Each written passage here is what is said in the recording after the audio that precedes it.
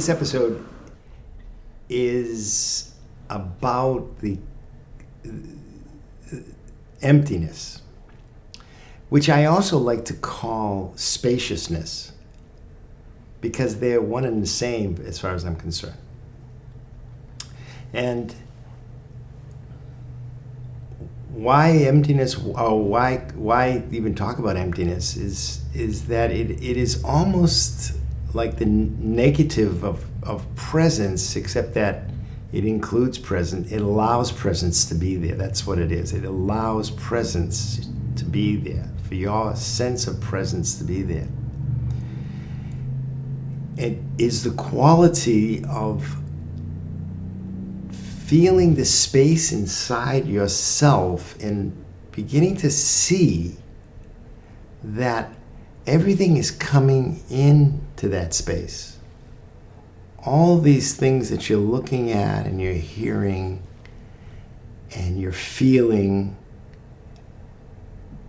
and you're thinking is coming into this space and going out of this spaciousness that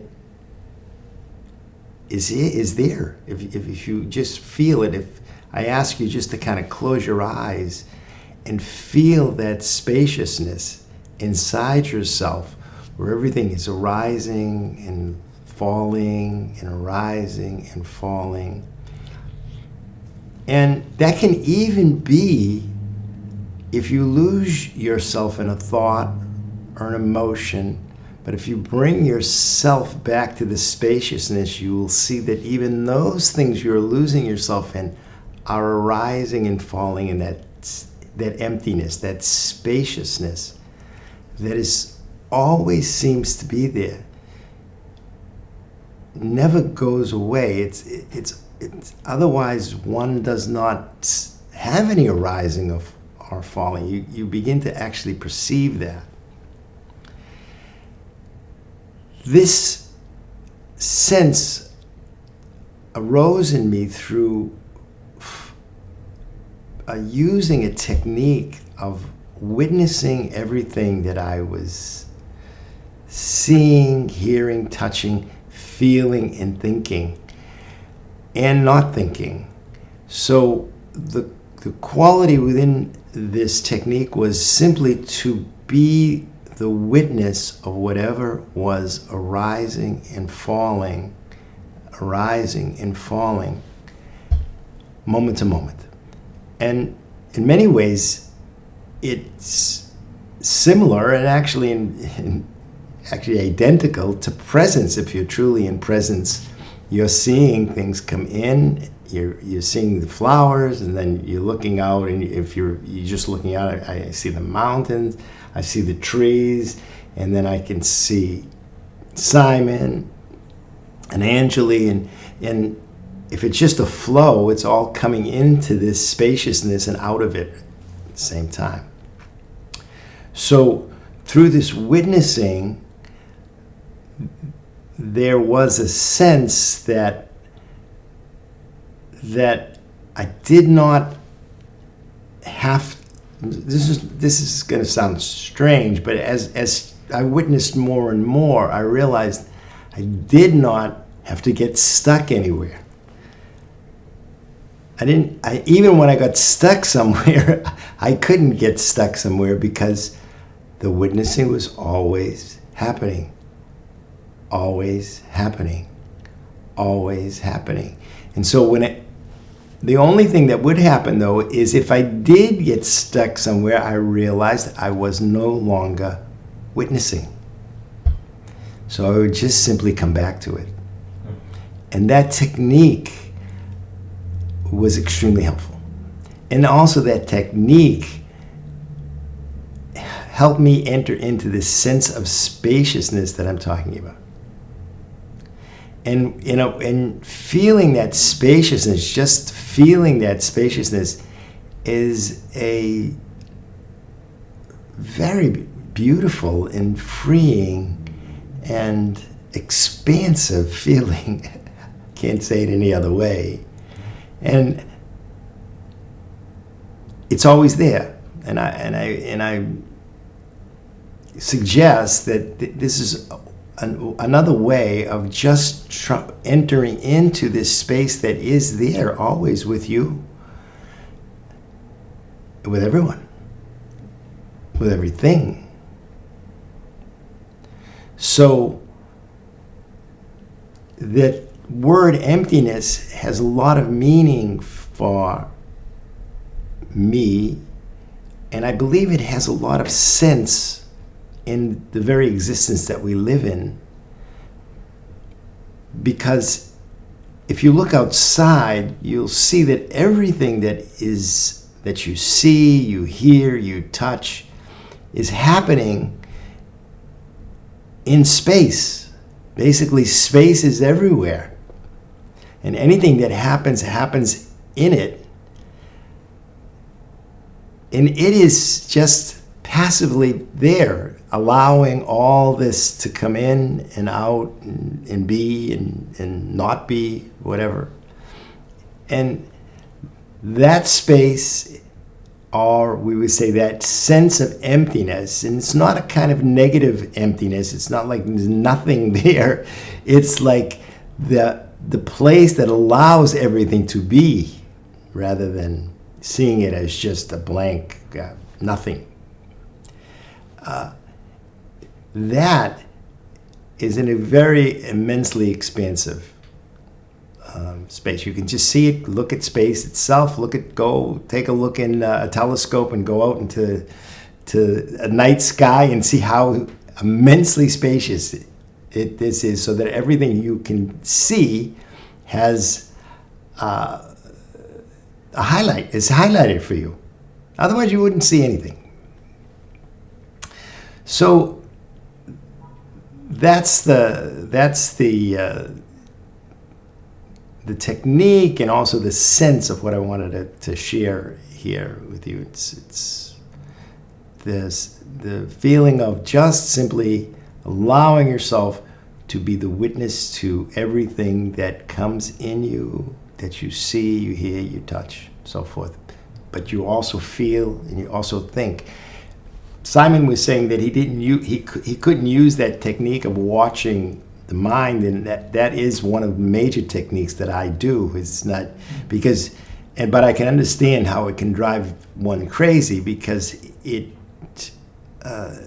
you get caught up in it, and what I mean by being caught up in it, if you have any judgment at all about anything that you're thinking or you're feeling, then boom, you are no longer being a witness.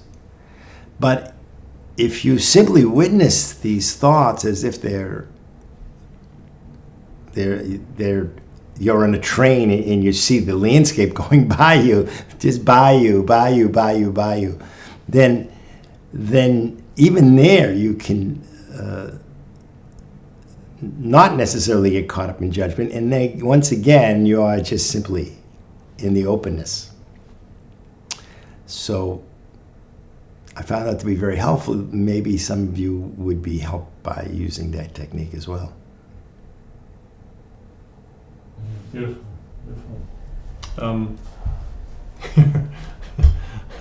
I can imagine when you said, what did you say? Shoot, I forget the word you used.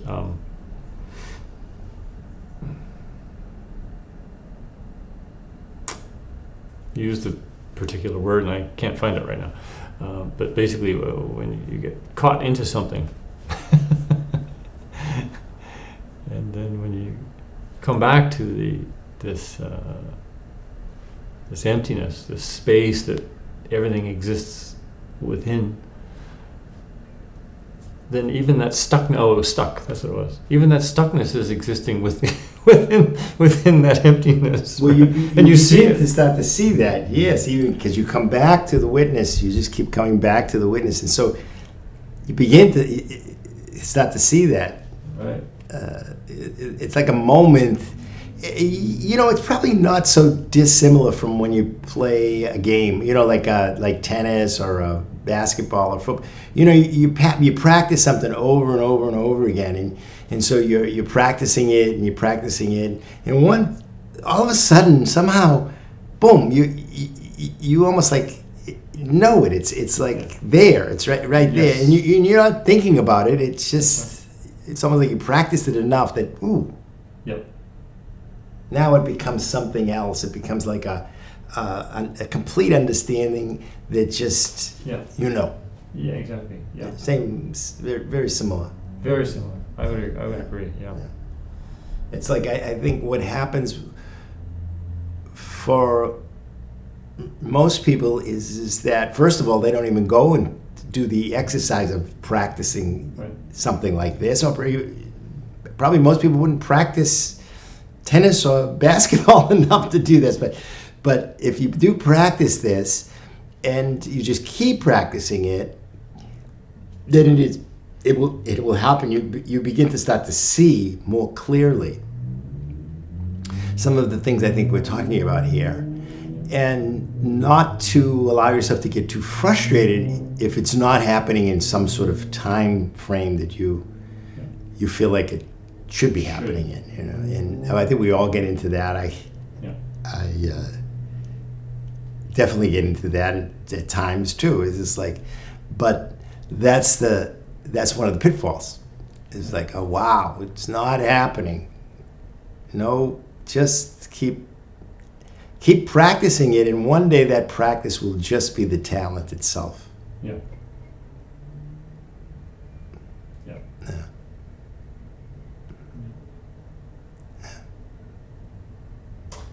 Yeah, and the obviously the mind, or that feeling of it's not happening, fast enough or something. I want, and it kind of points to the mind has already concocted two things. One is what it is. This it is supposed to happen, which is whatever it is, enlightenment or awaken. It already has some picture of what that looks like, which will not be accurate. Right? Mind cannot know awakening.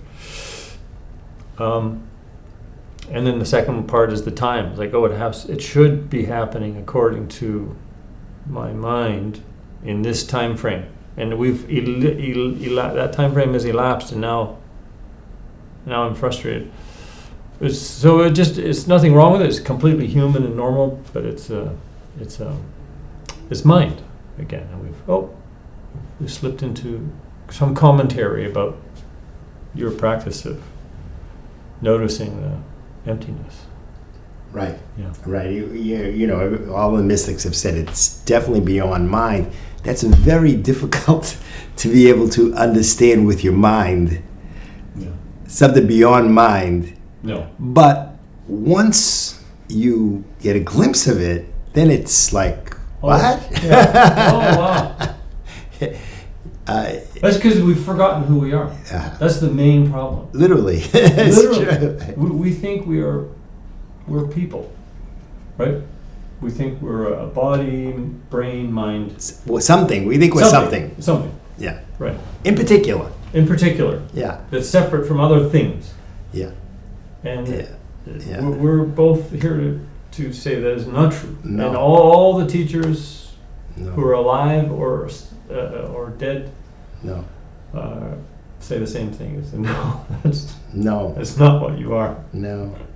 But at the same time, I want to point out that they say things like you are not the ego, but you use the ego. It's a tool. Yeah. So when I talk about this, and I know when you talk about this, we're not talking about the elimination of your ego. We're not talking about that. We're talking about that is inclusive in it. So when you see the spaciousness, well, the spaciousness holds your ego as well. It's not that your ego gets dissipated and disappears and goes like, you're gone forever. And that's difficult to say, just to kind of visualize. But if these techniques, I believe, will help, and you continue with them, you practice them. Yeah. In Zen when they go zitting, they always call it a practice, and it's exactly what it is, practice. Practice, yeah. And you just keep practicing it. Yeah. Which is funny when you think about it, right? Because I'll just use Buddhism. I don't really know much about Buddhism, but a little bit. But I know one of the famous Buddhists. Sorry, where am I going with this? You wonder why would I have to practice to discover what I already am, right? It kind of sounds goofy. It's like, that doesn't make sense, right? I'm that already. Why am I? What am I? So maybe we talk about that for a minute. Sure. Should we do that? Mm-hmm.